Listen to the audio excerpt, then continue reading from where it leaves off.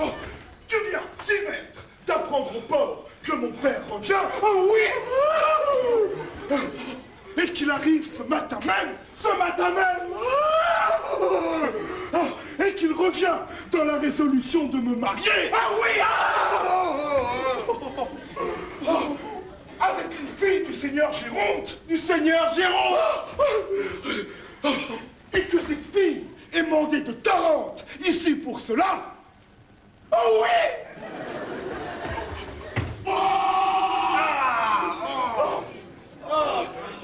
Et tu tiens ces nouvelles de mon oncle,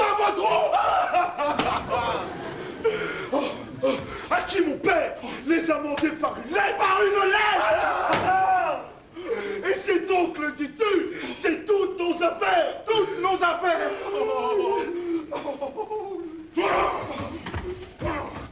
Parle si tu veux, et ne te fais point de la sorte arracher les mots de la bouche. Qu'ai-je à parler davantage? Vous n'oubliez aucune circonstance, et vous dites les choses tout justement comme elles sont. Et conseille-moi du moins, et me dis ce que je dois faire dans ces cruelles conjonctures. Mais ma foi, je m'y trouve autant embarrassé que vous. Et j'aurais bon besoin que l'on me conseille à moi-même. Je suis assassiné par ce maudit retour. Je ne le suis pas moi. Lorsque mon père apprendra les choses, je vais voir fondre sur moi un orage soudain d'impétueuses réprimandes. Les réprimandes ne sont rien. Et plus au ciel que j'en fusse quitte à ce prix. Mais j'ai bien la mine pour moi de payer plus cher vos folies. Et je vois se former de loin un nuage de coups de bâton qui crèvera sur mes épaules. Ah, ciel! Par où sortir de l'embarras où je me trouve? C'est à quoi vous deviez songer avant que de vous y jeter. Tu me fais mourir par tes leçons hors de saison. Vous me faites bien plus mourir par vos actions étourdies.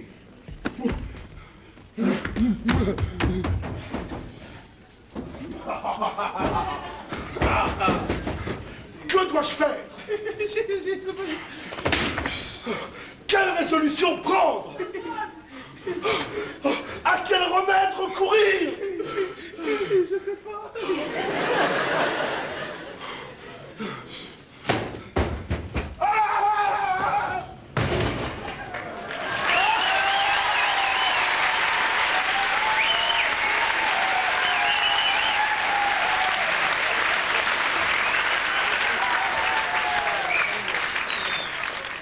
Seigneur Octave, qu'avez-vous? Qu'y a-t-il? Quel désordre est cela?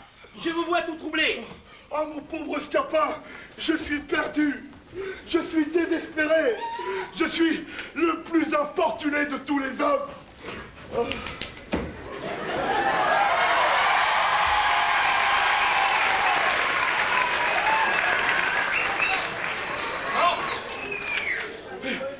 Et n'as-tu rien appris de ce qui me regarde? Non.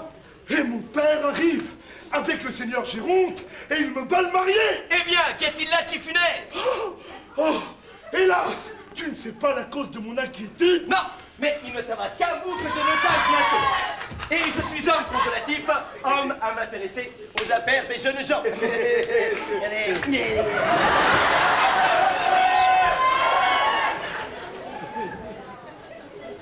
Scapin, si tu pouvais trouver quelque invention, forger quelques machines pour me tirer de la peine où je suis, je croirais être redevable de plus que de la vie. À vous dire la vérité, il y a peu de choses qui me soient impossibles quand je m'en veux mêler. J'ai sans doute reçu du ciel un génie assez beau pour toutes les fabriques de ces gentillesses d'esprit, de ces galanteries ingénieuses à qui le vulgaire ignorant donne le nom de fouperie. Et je puis dire sans vanité qu'on n'a guère vu d'homme qui fut plus habile ouvrier de ressorts et d'intrigues et qui n'ait acquis plus de gloire que moi dans ce noble métier.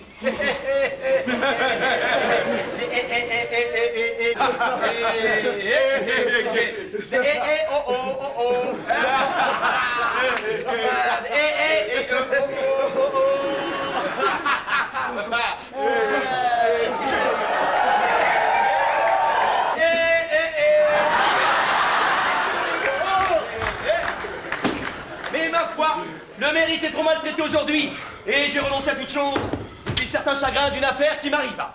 Et comment? Quelle affaire, Scapin? Une aventure où je me brouillais avec la justice. La justice? Oui. Nous eûmes un petit démêlé ensemble. Toi et la justice? Oui. Elle en usa fort mal avec moi, et je me députais de telle sorte contre l'ingratitude du siècle que je résolus de ne plus rien faire. Basta! Ne laissez pas de me conter votre aventure. Tu sais, Scapin, qu'il y a 2 mois que le seigneur Géronte, mon père,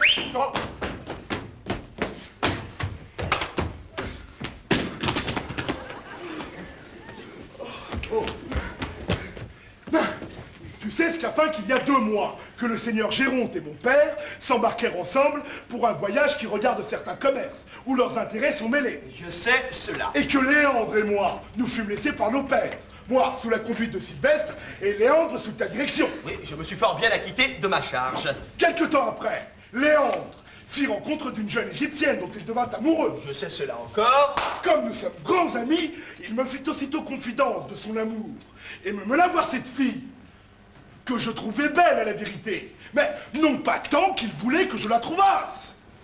Il ne m'entretenait que d'elle chaque jour, m'exagérait à tout moment sa beauté et sa grâce, me louait son esprit et me parlait avec transport des charmes de son entretien. Il me querellait quelquefois de n'être pas assez sensible aux choses qu'il me venait de dire et me blâmait sans cesse de l'indifférence où j'étais pour les feux de l'amour. Je ne vois pas encore où ceci veut aller.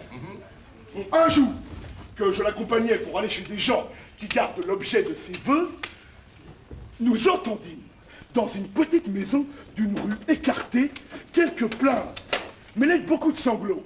Nous demandons ce que c'est. Une femme nous dit en soupirant que nous pouvions voir là quelque chose de pitoyable en des personnes étrangères, et qu'à moins d'être insensibles, nous en serions touchés. Où est-ce que cela nous mène? La curiosité me fit presser Léandre de voir ce que c'était. Nous entrons dans une salle où nous voyons une vieille femme mourante, assistée d'une servante qui faisait des regrets. Et, d'une jeune fille qui était... Shabadabada, shabadabada, la la la, shabadabada, shabadabada. toute fondante en larmes, la plus belle et la plus touchante qu'on puisse jamais voir. Et une autre aurait paru effroyable en l'état où elle était, car elle n'avait pour habillement qu'une méchante petite jupe, avec des brassières de nuit qui étaient de simples futaies. Et sa coiffure était une cornette jaune, retroussée au haut de sa tête, qui laissait tomber en désordre ses cheveux sur ses épaules. Et cependant, faite comme cela, elle brillait de 1000 attraits, et ce n'était qu'agrément et que charme que toute sa personne. Je sens venir les choses. Oh, et si tu l'avais vu, Scapin, en l'état que je dis, et tu l'aurais trouvé admirable. Je n'en doute point. Et sans l'avoir vue, je vois bien qu'elle était tout à fait charmante. Ces larmes n'étaient point de ces larmes désagréables qui défigurent un visage. Elle avait à pleurer une grâce touchante. Et sa douleur était la plus belle du monde. Je vois tout cela. Elle faisait fondre chacun en larmes en se jetant amoureusement sur le corps de cette mourante qu'elle appelait sa chère mère. Et il n'y avait personne qui ne l'âme percée de voir un si bon naturel. En effet, cela est touchant. Et je vois bien que ce bon naturel-là vous l'a fit aimer. Scapin, un barbare l'aurait aimé. Assurément, le moyen de s'en empêcher.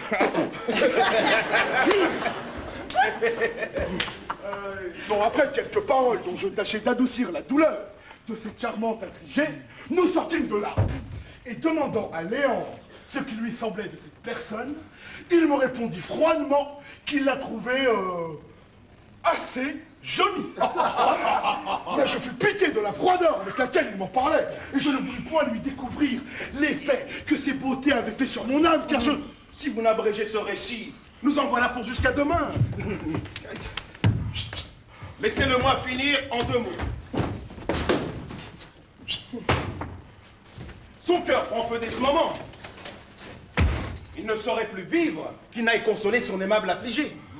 Ses fréquentes visites sont rejetées de la servante, devenue la gouvernante par le trépas de la mère. Voilà mon homme au désespoir. Il presse, supplie, conjure, point d'affaire. On lui dit que la fille, quoique sans bien et sans appui, est de famille honnête, et qu'à moins que de l'épouser, on ne peut souffrir ses poursuites. Voilà son amour, augmenté par les difficultés. Il consulte dans sa tête, agite, raisonne, balance, prend sa résolution. Le voilà marié avec elle depuis 3 jours. J'entends. Maintenant, mais avec cela, le retour imprévu du père, qu'on n'attendait que dans 2 mois, la découverte que l'oncle a faite du secret de notre mariage, et l'autre mariage qu'on va faire de lui avec la fille que le seigneur Géronte a eue d'une seconde femme qu'on dit qu'il a épousée à Tarente. Hein? Et par-dessus tout cela, mais encore l'indigence où se trouve cette aimable personne, et la puissance où je me vois d'avoir de quoi la secourir. Est-ce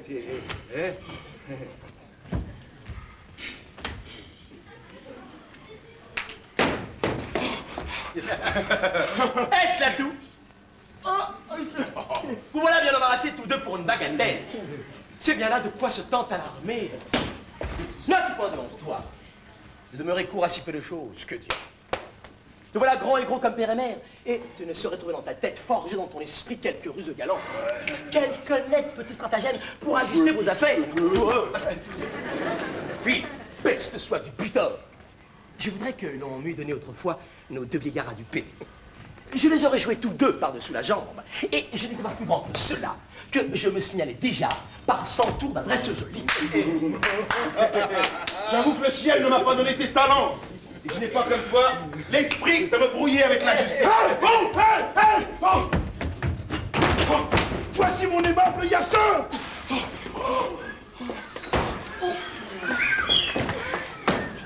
Ah, Octave, est-il vrai ce que Sylvestre vient de dire à Nérine?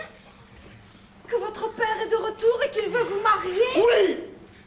Belle Hyacinthe, hein. Et ces nouvelles m'ont donné une atteinte cruelle.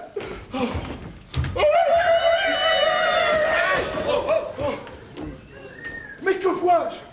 Vous pleurez. Oh, pourquoi ces larmes? Me soupçonnez-vous, dites-moi, de quelque infidélité? Et n'êtes-vous pas assuré de l'amour que j'ai pour vous? Oui, Octave, je suis sûre que vous m'aimez. Mais je ne suis pas que vous m'aimiez toujours. Oh, non, mais peut-on vous aimer qu'on ne vous aime toute sa vie? J'ai ouï dire, Octave, que votre sexe est moins longtemps que le nôtre. Et que les ardeurs que les hommes font voir sont des feux qui s'éteignent aussi facilement qu'ils naissent.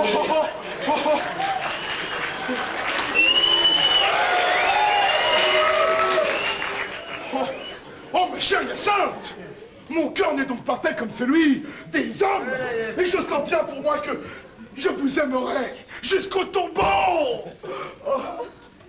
Je veux croire que vous sentez ce que vous dites et je doute point que vos paroles ne soient sincères.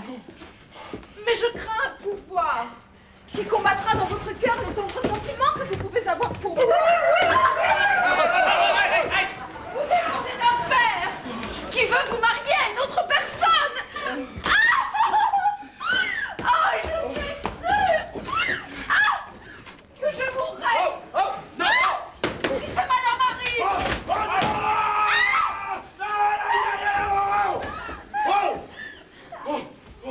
Oh non, belle Hyacinthe! Il n'y a point de père qui puisse me contraindre à vous manquer de foi!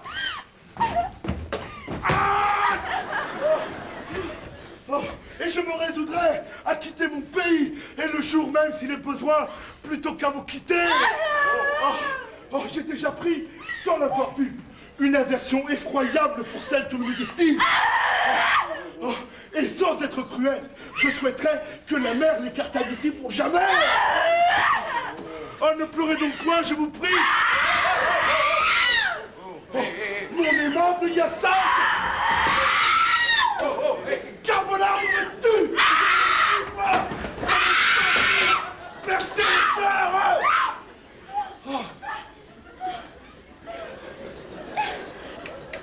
Puisque vous le voulez, je veux bien essuyer mes larmes.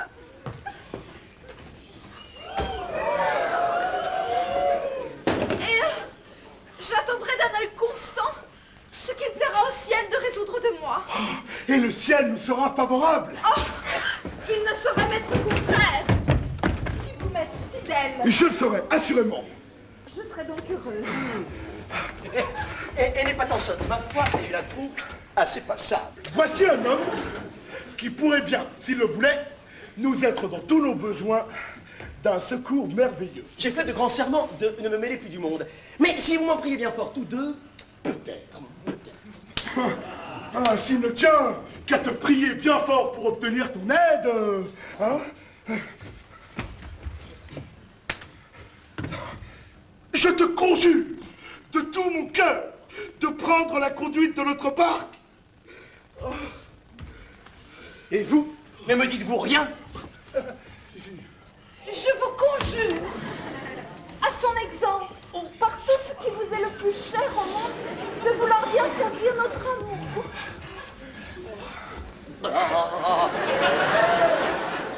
Il faut se laisser vaincre et avoir de l'humanité. Allez, je vais m'employer pour vous. Oh, que je suis tellement... Allez-vous-en vous et soyez-en repris.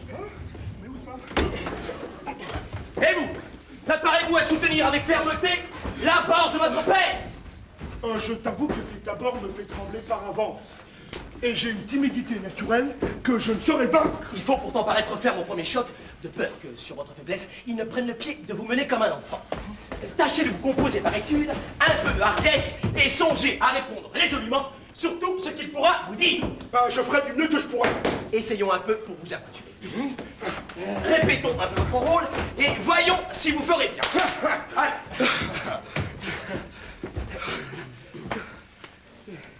La tête haute. La mine résolue. Les regards assurés.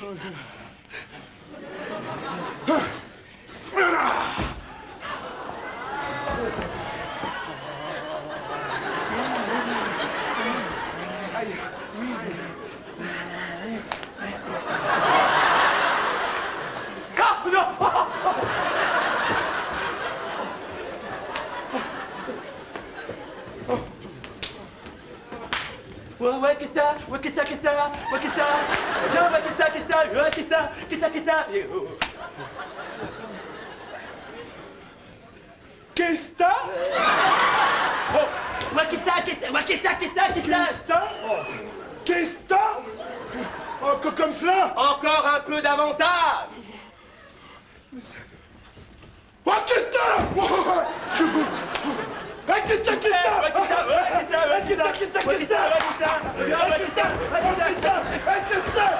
t'as?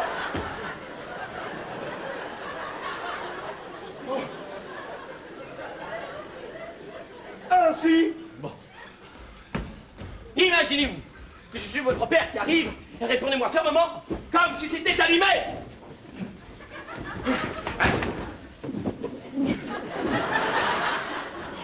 Comment, panda, pour rien, fils indigne d'un père comme moi? Oh, qu'est-ce que t'as?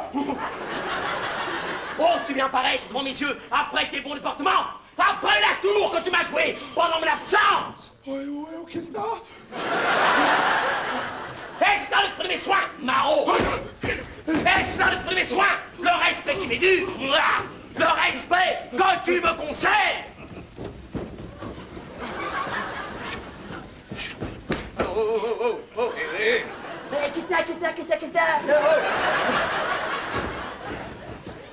Tu as l'insolence, Fripon, de t'engager sans le consentement de ton père, de contracter un mariage clandestin. Réponds-moi, coquin. Réponds-moi. Voyons quelles sont un peu tes belles raisons. Bah, que diable? Vous demeurez interdit. Et c'est que je m'imagine que c'est mon père que j'entends. Eh oui, c'est pour cette raison qu'il ne faut pas être comme un innocent. Bon, je m'en vais prendre plus de résolutions et je répondrai fermement. Assurément. Assurément.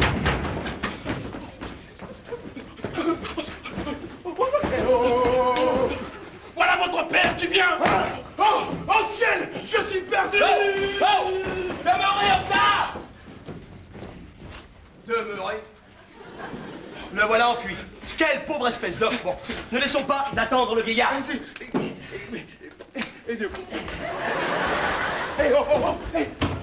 Que lui dirais-je? Laisse-moi dire moi et ne fais que me suivre.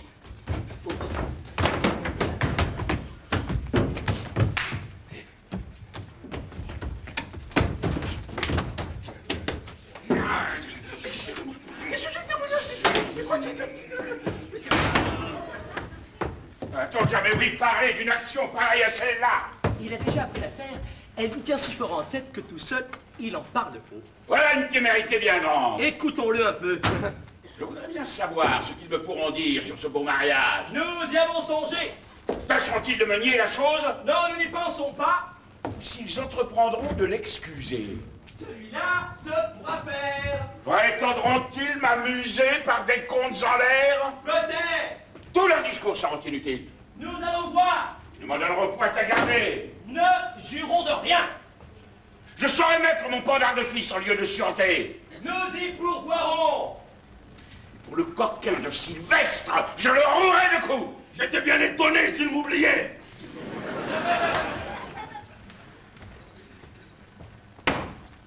Ah! Vous voilà donc, sage gouverneur de famille, bon directeur de jeunes gens. Monsieur, je suis ravi de vous voir de retour. Bonjour, Scarrin. Vous avez suivi les ordres vraiment d'une belle manière. Et mon fils s'est comporté fort sagement dans mon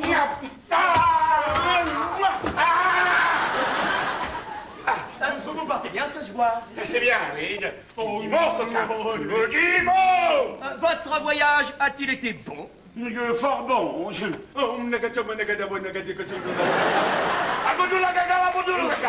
Regarde, laisse-moi un peu quereller en repos.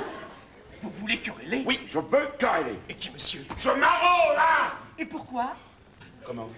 Tu n'as pas ouï parler de ce qui s'est passé dans mon absence? J'ai bien ouï parler de quelques petites choses. Comment quelques petites choses? Une action de cette nature? Vous avez quelques raisons. Noirdiesse pareille à celle-là! Cela est vrai.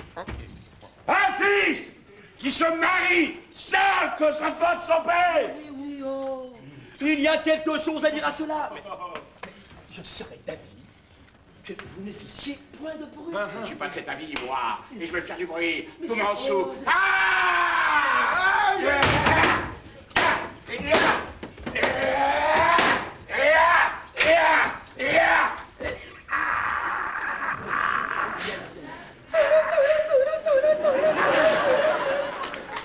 Quoi?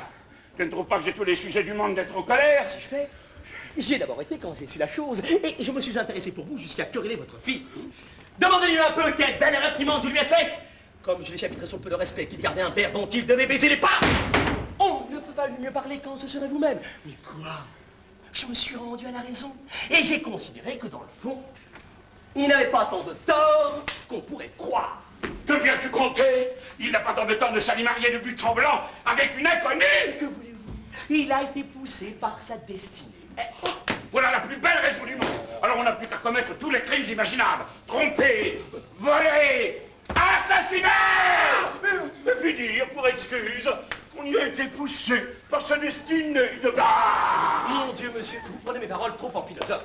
Je veux dire qu'il s'est trouvé fatalement engagé dans cette affaire. Pourquoi s'y engageait-il? Mais voulez-vous qu'il soit aussi sage que vous? Oui. Les jeunes gens sont... jeunes.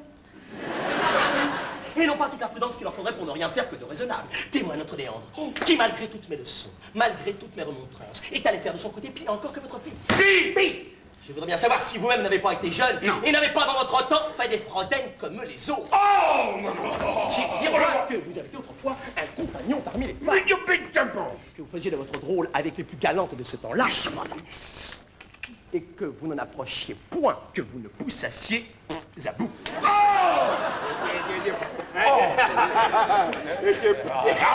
Bah oui. C'est vrai. Je meurs d'accord, là. Et oh. Je m'en suis toujours tenu à la galanterie. Il ne pas été jusqu'à faire ce qu'il a fait. Que vouliez-vous qu'il fît? Il voit une jeune personne qui lui veut du bien. Car il tient cela de vous d'être aimé de toutes les femmes. Oh, et il la trouve charmante, lui rend des visites, maman, lui conte des douceurs, soupire galamment, fait le passionné. Elle sera à sa poursuite, il pousse sa fortune. Le voilà surpris avec elle par ses parents qui la forcent à la main, le contraignent de l'épouser. L'habile fourbe que voilà. Et si vous voulez qu'il se fût laissé tuer, ils vont mieux encore être mariés qu'être morts. On n'a pas dit que l'affaire se soit ainsi passée.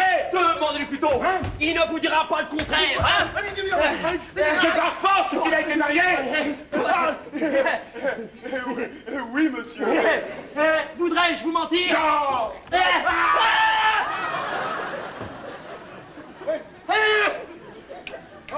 Allez, Mimine, la Mimine!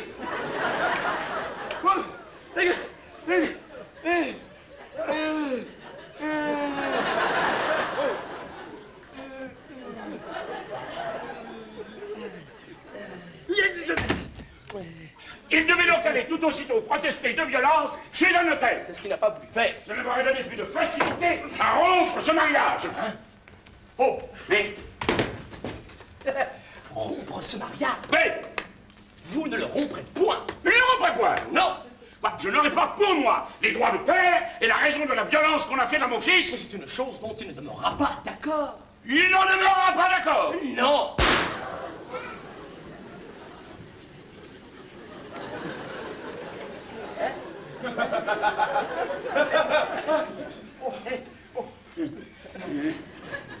Ah, mon fils! Votre fils! Voulez-vous qu'il confesse qu'il était capable de craindre et que ce soit par force qu'on lui fait faire les choses? Il n'a garde à l'avouer cela. Ce serait se faire tort et se montrer indigne d'un père comme vous. Je me moque de cela. Il faut, pour son honneur et pour le vôtre, qu'il dise dans le monde que c'est de bon gré qu'il l'a épousée. Et je veux, moi, pour mon honneur et pour le sien, qu'il dise le contraire. Je suis sûr qu'il ne le fera pas. Je l'y forcerai bien. Il ne le fera pas, vous dis. Il le fera ou je le déshériterai. Vous? Moi. Bon, Comment bon? vous ne le déshériterez point. Je ne le déshériterai pas. Non. Non. Non. Ouais. Voilà qui est plaisant. Je ne déshériterai pas mon fils. Non, vous dites. Qui m'en empêchera? Vous-même. Moi. Oui, vous n'aurez pas ce temps-là. C'est vrai. Vous vous moquez. Vous ne me moquez point. La tendresse paternelle fera son office. Elle ne fera rien. Ah oui, oui, oh. Je vous dis que ça sera. Me bagatelle. Il ne faut pas dire bagatelle. Enfin, monsieur, je vous connais. Vous êtes bon naturellement. Je suis pas bon. Je suis méchant quand je veux. Oui, allez, on va finir sur ce discours qui m'échauffe la vie. Va-t'en, prends là. Me chercher vos fripons. Hé, oh, hé. Tandis que j'irai rejoindre le seigneur Géronte pour lui conter ma disgrâce.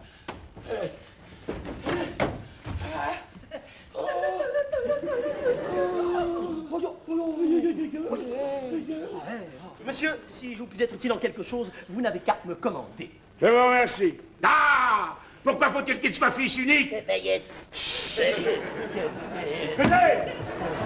C'est que la fille que le ciel m'a ôtée pour la faire mon héritière.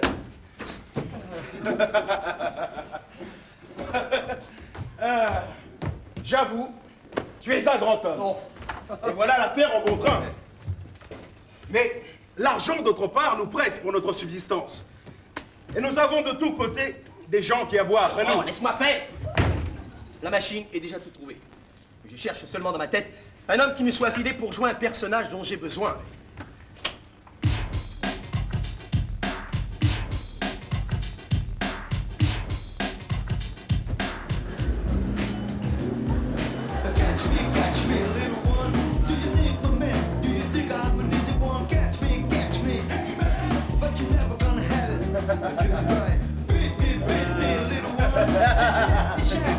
Attends, calme-toi un peu. Enfonce ton bonnet en méchant garçon.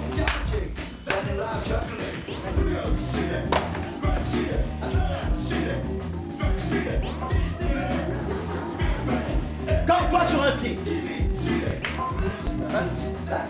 Mets ta main au côté. Fais les yeux fripons. Marche un peu en roi de théâtre.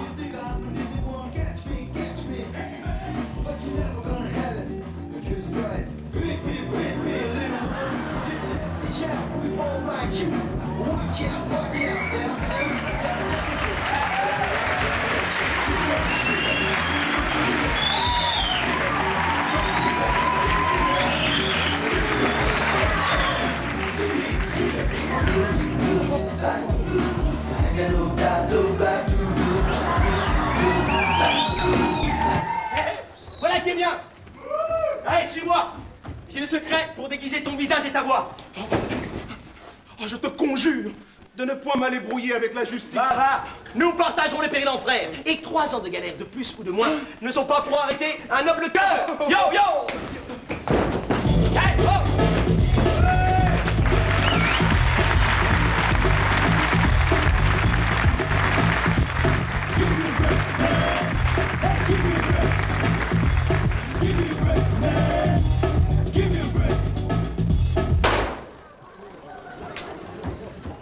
Oui. Sans doute.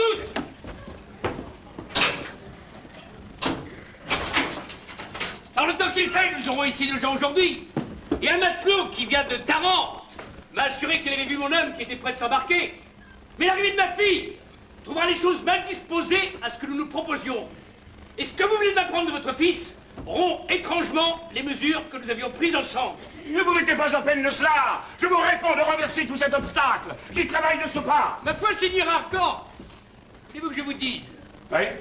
L'éducation des enfants est une chose à quoi il faut s'attacher fortement. Sans doute. À quel propos cela? À propos de ce que les mauvais déportements des jeunes gens viennent le plus souvent de la mauvaise éducation que leur père leur donne. Cela arrive parfois. Que voulez-vous dire par là? Ce que je veux dire par là? Ouais. Que si vous aviez un brave père, bien moriginer votre fils, vous n'aurez pas joué le tour qu'il vous a fait. Fort bien. De sorte donc que vous avez bien morigéné le vôtre. Sans doute. Et je serais bien fâché qu'il n'eût rien fait approchant de cela. Et si ce fils, que vous avez, mon brave père, si bien morigéné, avait fait pis encore que le mien? Comment? Comment? Qu'est-ce que ça veut dire? Cela veut dire, Seigneur Gérante, qu'il ne faut pas être si prompt à condamner la conduite des autres, et que ceux qui veulent gloser doivent bien regarder chez eux pour voir s'il n'y a rien qui cloche. Je n'entends point, c'est fini. On vous l'expliquera. Est-ce que vous auriez oublié quelque chose de mon fils? Cela se peut faire. Pas encore. Votre scapin, dans mon dépit, ne m'a dit la chose qu'en gros, mais vous pourrez de lui ou de quelqu'un autre être instruit du détail. Pour moi, je vais consulter un avocat et aviser les billets que j'ai à prendre. Jusqu'au revoir. Mais que poissonne que cette affaire-ci? Oh, Pis encore que le sien. Pour moi, je pense qu'on peut faire de pire. Et je trouve que se marier, sans le consentement de son père, est une action qui passe tout ce qu'on peut s'imaginer. Comment?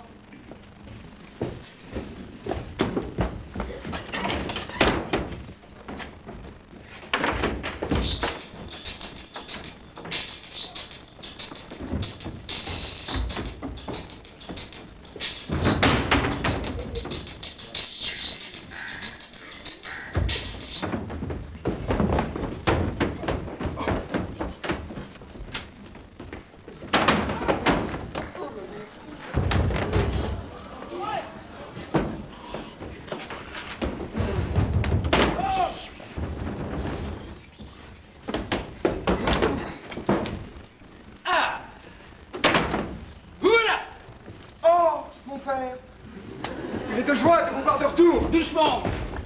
Parlons un peu d'affaires. Souffrez que je vous embrasse et que... Doucement, petit. Quoi, vous me refusez mon père, vous exprimez mon transport par mes embrassements? Oui, nous avons quelque chose à démêler ensemble. Et quoi? Tenez-vous, que je vous vois en face. Eh bien... Regardez-moi entre deux yeux. Comment? Hein? Qu'est-ce qui s'est passé ici? Ce qui s'est passé? Mais qu'avez-vous fait? Dans mon absence? Que voulez-vous, mon père, que j'ai fait? Ah. Non, c'est pas moi qui veux que vous ayez fait, mais qui demande ce que c'est que vous avez fait. Mais je n'ai fait aucune chose dont vous ayez lieu de vous plaindre. Aucune chose? Non? C'est bien résolu. C'est que je suis sûr de mon innocence.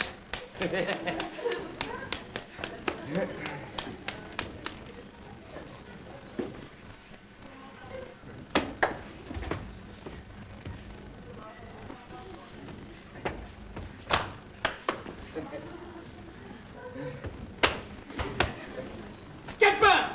Pourtant, dites-vous nouvelles. Scapin? Ha ha! Ce mot vous fait rougir. Ouais, il vous a dit quelque chose de moi? Ce lieu n'est pas tout à fait propre à vider cette affaire. Nous allons l'examiner ailleurs. Qu'on se rende le juge, il va revenir tout à l'heure. À traître! S'il faut que tu me déshonores, je te renonce pour mon fils. Et tu ne te résoudras jamais à fuir de ma présence. Ouais. Me trahir de cette manière! Un coquin qui doit par sans raison être le premier à cacher les choses que je lui confie. Et le premier à les aller découvrir à mon père. Je jure le ciel que cette trahison ne demeurera pas impunie. Oh là là. Ça. Tu vois.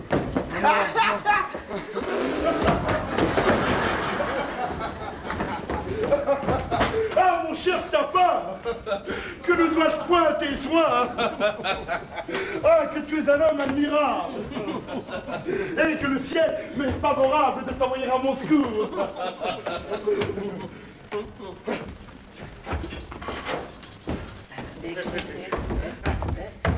Ah! Vous voilà!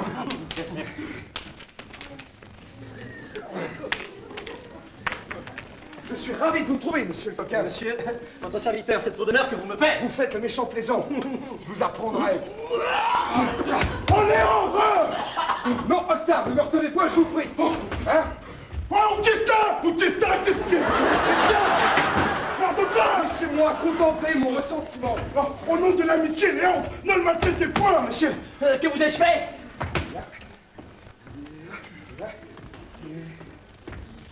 Ouais. Ah, ouais.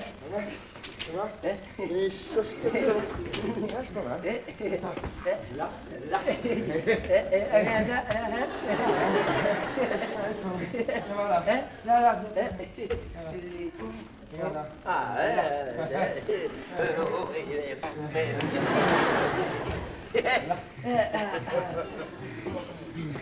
Ce que tu m'as fait. Oh, doucement! Non, Octave, je veux qu'il me confesse lui-même tout à l'heure la perfidie qu'il m'a faite.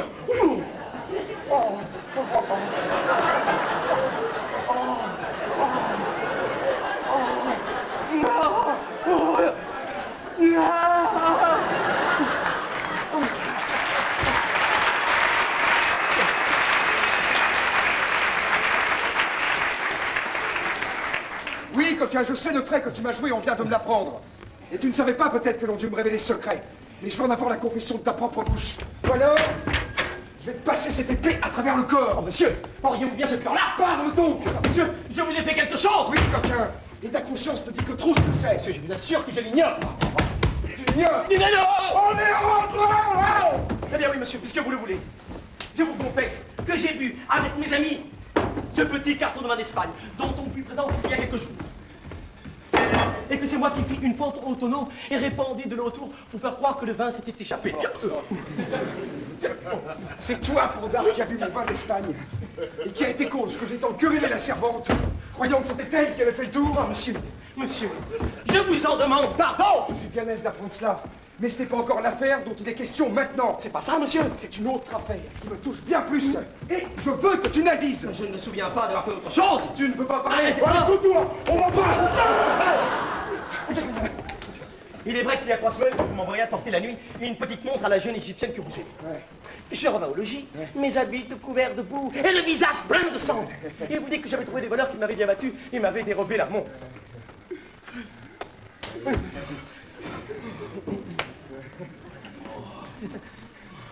C'était moi, monsieur, qui l'avais retenu. C'est toi qui as retenu ma montre, monsieur. Afin de voir quelle heure il est. J'apprends aussi de jolies choses. Et j'ai un serviteur fort fidèle, vraiment. Mais ce n'est pas encore cela que je demande. C'est pas ça, monsieur! Non, infâme. C'est autre chose encore que je veux que tu me confesses. Oh, peste! Paramite, j'ai un... Monsieur, voilà tout ce que j'ai fait! Voilà tout. Oh! Moi, tu... Eh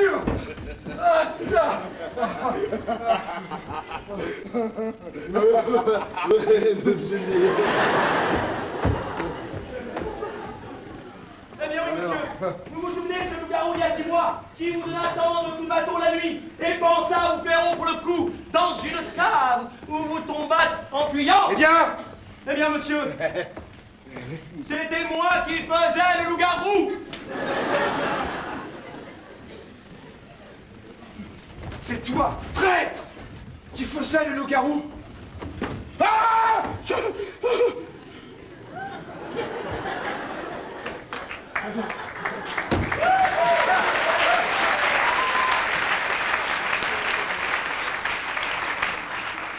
Seulement pour vous faire peur et vous ôter l'envie de me faire courir toutes les nuits comme vous aviez coutume.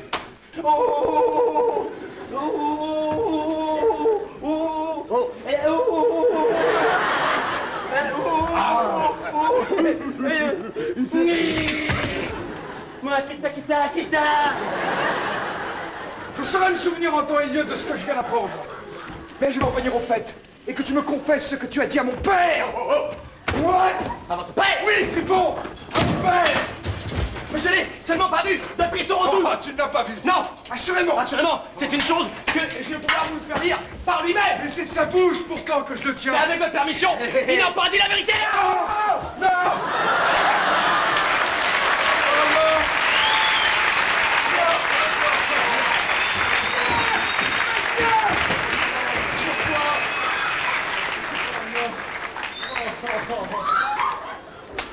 Monsieur, je vous apporte une nouvelle qui est fâcheuse pour votre amour. Comment? Vos Égyptiens sont sur le point de vous enlever Zerbinette. Et le même, les larmes aux yeux, m'a promptement prié de venir vous dire que... C'est pas vrai. Ah, si dans 2 heures, vous ne songez à leur porter l'argent qu'ils ont demandé pour elle, vous l'allez perdre pour jamais. Dans 2 heures. La réserve. Tiens. Ah,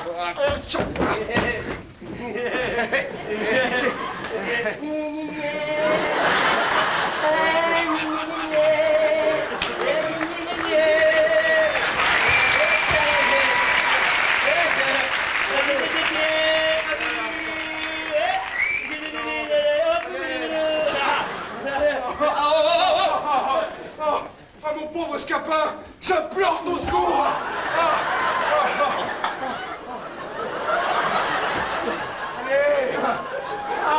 Ah, mon pauvre Scapin! Je suis mon pauvre Scapin! À cette heure qu'on a besoin de moi!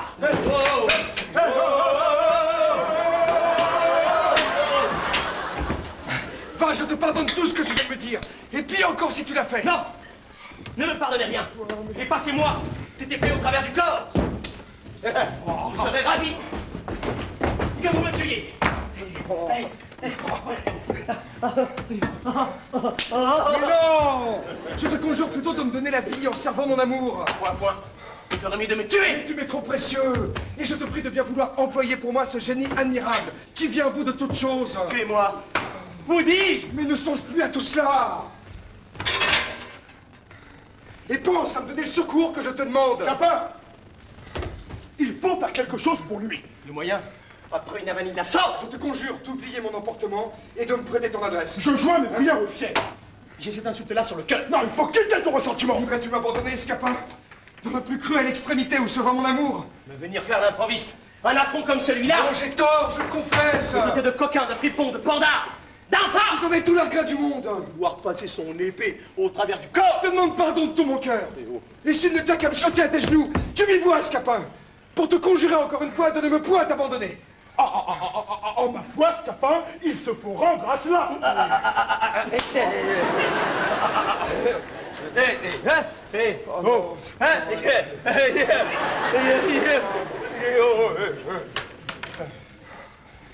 Oh non, mais je... Allez, levez-vous. Allez, levez-vous. Allez.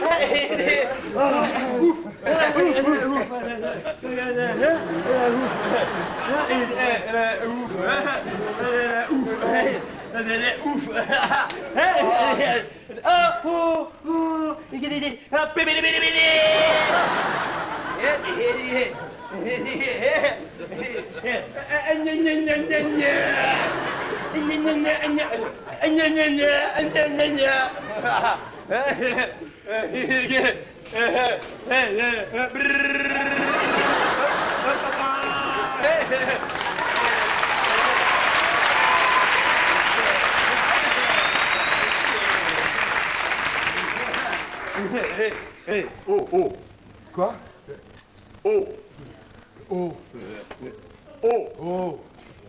Oh. Oh. Oh. Oh.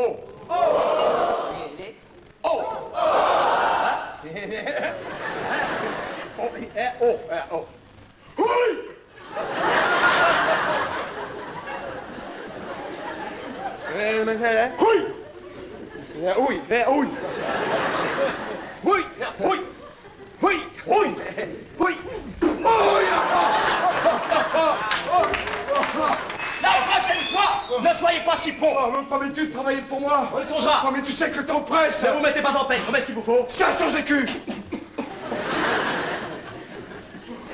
Et vous? 200 pistoles.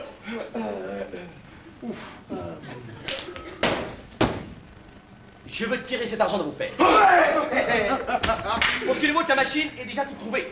Quant au vôtre, bien qu'avare au dernier degré, il n'y faudra moins de façons encore, car vous savez que pour l'esprit, il n'en a pas, grâce à Dieu, grande provision. Et je le livre pour l'espèce d'homme à qui l'on fera toujours croire tout ce que l'on voudra. Cela ne vous offense point. Il ne tombe entre vous et Dieu qu'un soupçon de ressemblance. Et vous savez assez l'opinion de tout le monde qu'il veut qu'il ne soit votre père que pour la force. Tout beau, Scapin. Bon, on fait bien le scrupule de cela, vous mentez-vous. Mais j'aperçois venir le père de table. Commençons par lui puisqu'il se présente. Allez-vous-en tous deux et vous avertissez votre Sylvestre de vite venir jouer son rôle.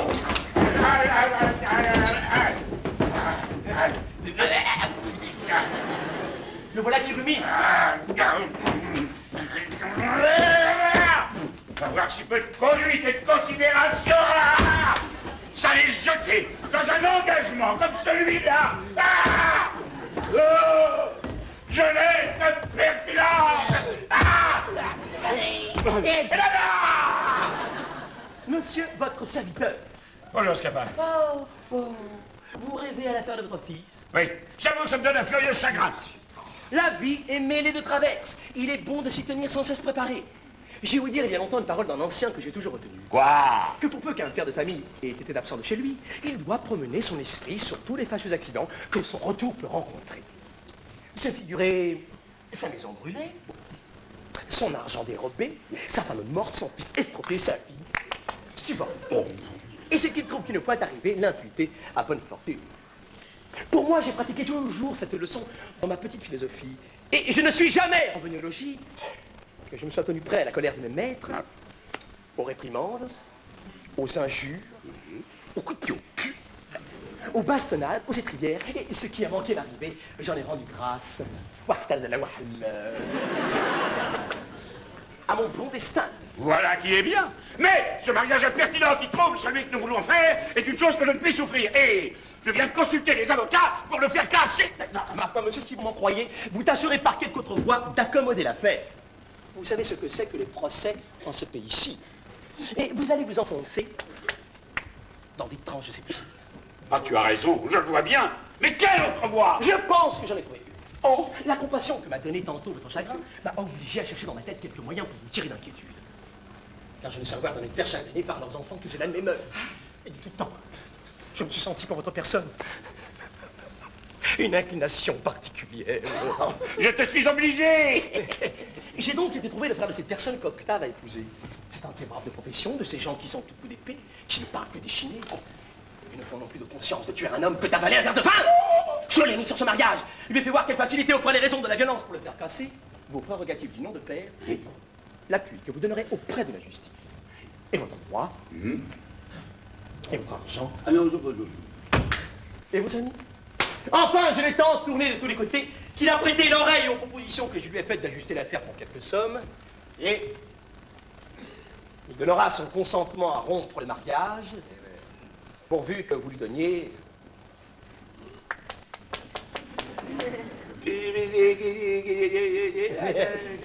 de l'argent.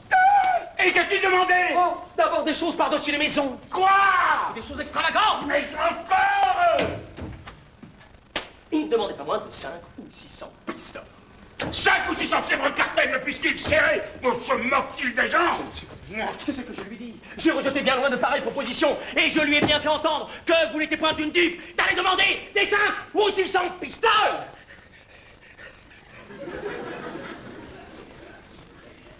Enfin, après plusieurs discours, voici où j'ai réduit le résultat de notre conférence.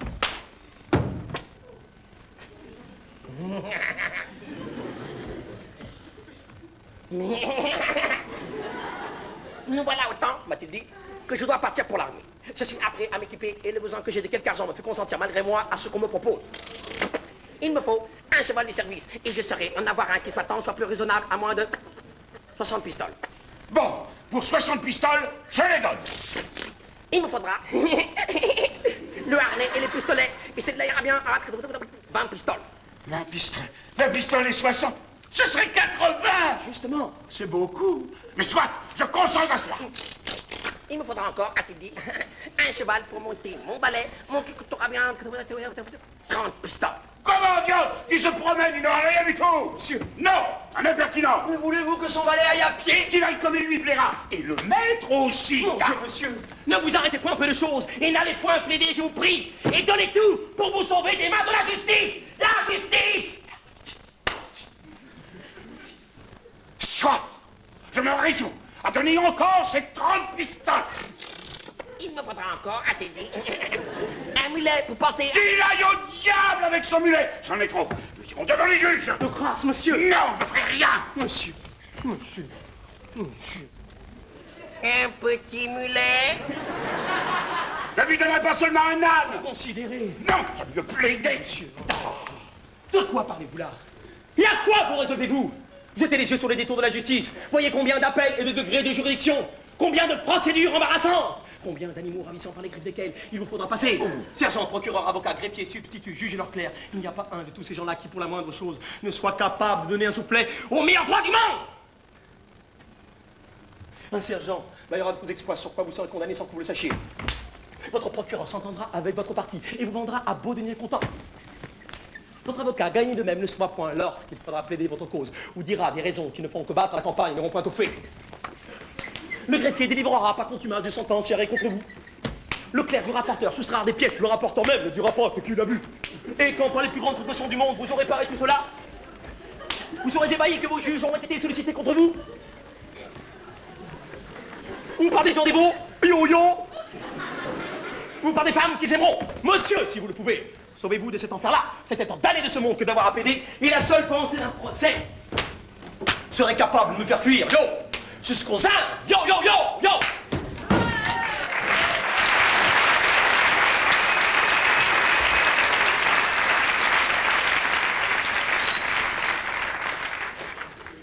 À combien est-ce qu'il fait monter le mulet?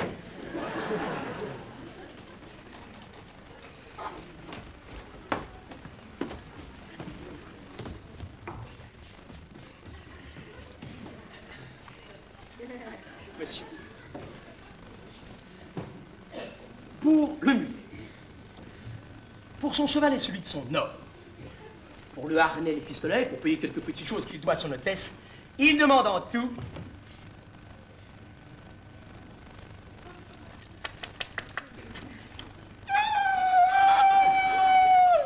200 pistoles. 200 pistoles. Oui. Alors, nous plaiderons. Faites réflexion. Je plaiderai. Ne vous allez point jeter. Je veux plaider. Mais pour plaider, il vous faudra de l'argent. Il vous en faudra pour l'exploit. Il vous en faudra pour le contrôle, pour la procuration, conseil, production et journée du procureur.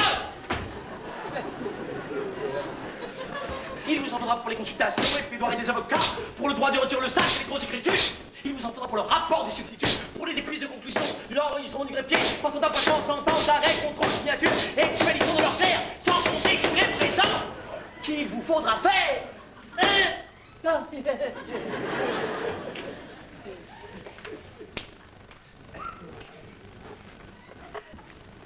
Donnez cet argent-là à cet homme-ci, vous voilà hors d'affaires.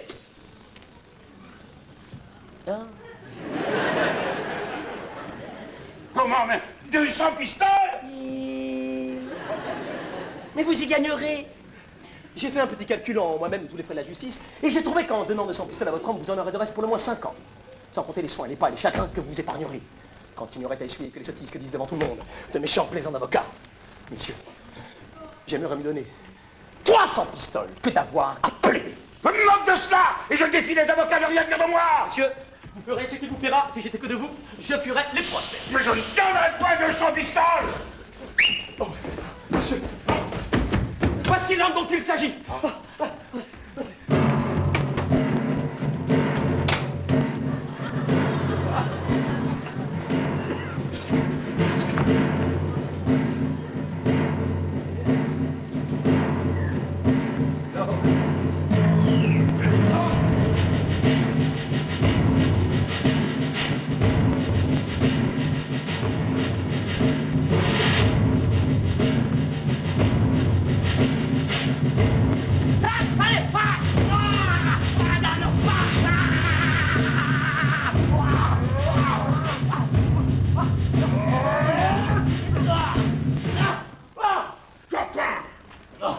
Fais-moi connaître un peu cet Arcande, qui est père d'Octave.